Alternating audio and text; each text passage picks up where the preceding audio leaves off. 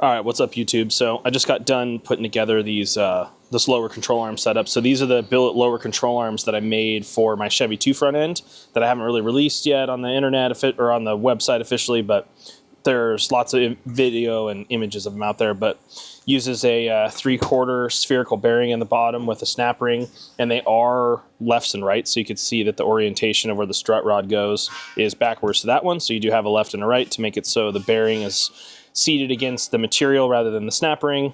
You're going to use this clevis right here, 5/8 stem clevis goes right over there, and then it uses this nice shanked Allen bolt deal, or shouldered Allen bolt. I think that's the technical name for it. And so that slides through there, matches up really nice. You have smooth bore on all those pieces. It just, once you clamp this down, it fits really, really tight. So really, really good grip force there. Uses a, these bungs are for 1-inch 065 4130 tube. Uses this high angle misalignment rod end at the front side of the strut rod. So you got your uniball there, and then rod end at the front of the strut rod, so you can imagine that that would look something like that. Tube in there. I just don't have any tube in this picture because whatever, it just looks like tube. And then for these, the way that this was originally designed, you can see how much misalignment that works out to have. So this works great with those like 6 3/4 inch travel Mustang, like the SN95 body strut. And so what ends up happening, all right, so just pause for a second to split this apart, but you got your 5/8 bolt that runs through there. You saw all that misalignment.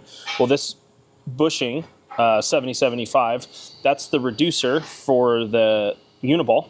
And then that reducer also is the reducer for the spindle. So you drill, the spindle is normally tapered, right? This is a racecraft spindle.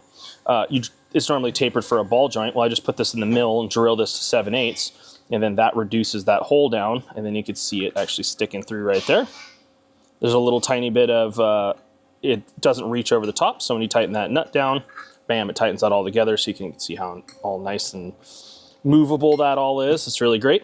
And so, yeah, so there you go. So that is the high angle misalignment part, all in one, reduces it all together, sets that up. And so then I also came up, here's just a 1 5/8 tube.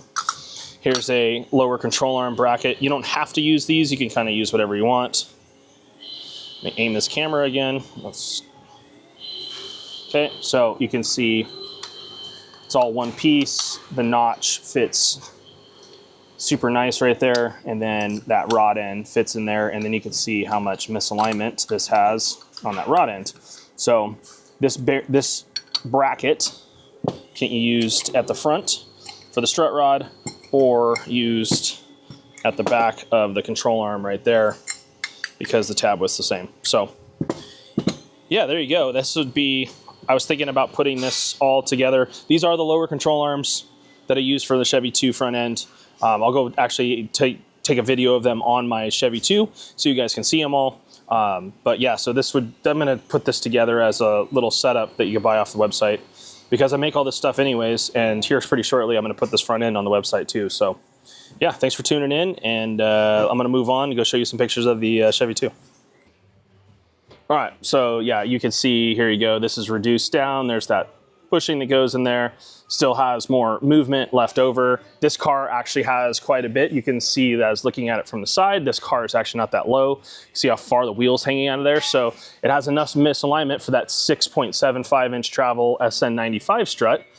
The spindle, this is a 2-inch drop spindle. It's an AJE one. I switched the racecraft one. It's a nicer piece, and the steering arms in the right is in a better location. So all my front ends will have the racecraft spindle from here on out, but mine's is what it is. But you see there's still movement there. The way that my front end is, this tab actually goes this direction instead, because it just doesn't fit otherwise. That tab worked out just great, and I land the tie down tab on it, so that worked out really nice. So yeah, you can see like this is a way to put this all together. I also have this car. We have this apart because we're changing something, but you can see how nice this thing moves right here. It's really, really nice. This got a custom anode job in black. See how nice that all looks in black. Tie rod. This thing's all sorted out and super nice. So yeah, you can see this turned out really, really killer.